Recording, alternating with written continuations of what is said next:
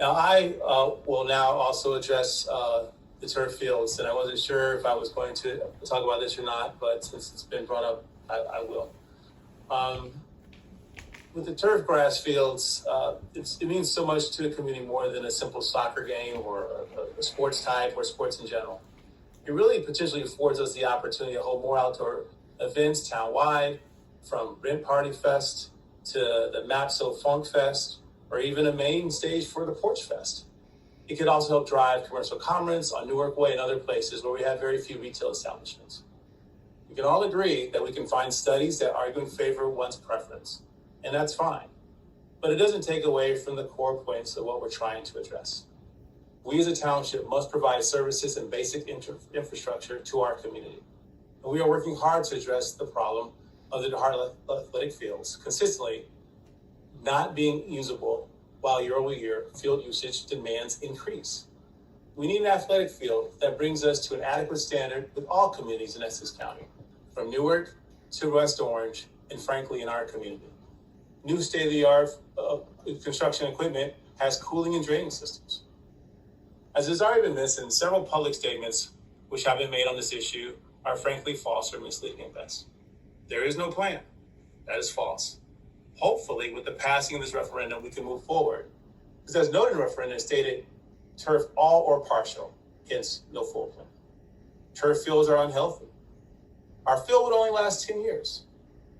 That annual maintenance costs only $20,000 a year with only a one-time $43,000 expense.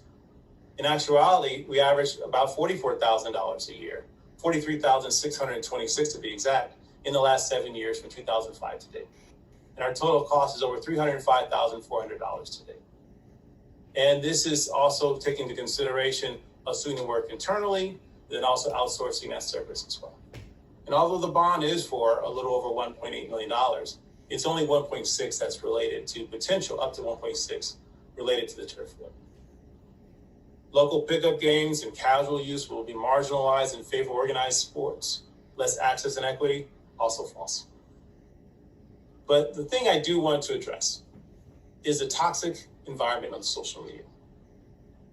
My position of being in favor of turf grass does not make me a racist. As a Black man, not only am I finding that insulting personally to me and my family, but is an embarrassment to our township.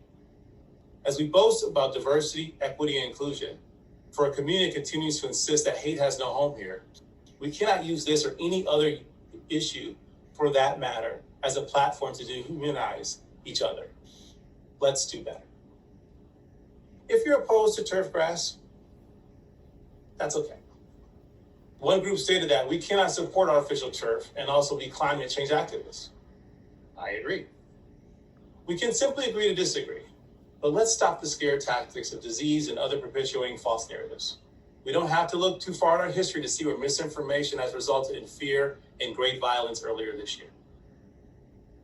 Let's not lose sight of the actual goal, which is to increase and enhance participation in sports, which allows youth to make lasting friendships, promotes physical and mental wellness, builds confidence, leadership, a sense of community, and teaches collaboration. This is about providing the opportunity for our children, Black, interracial, Asian, Haitian, Irish, Italian, wealthy and deserving, to know that they can play. Let the kids play.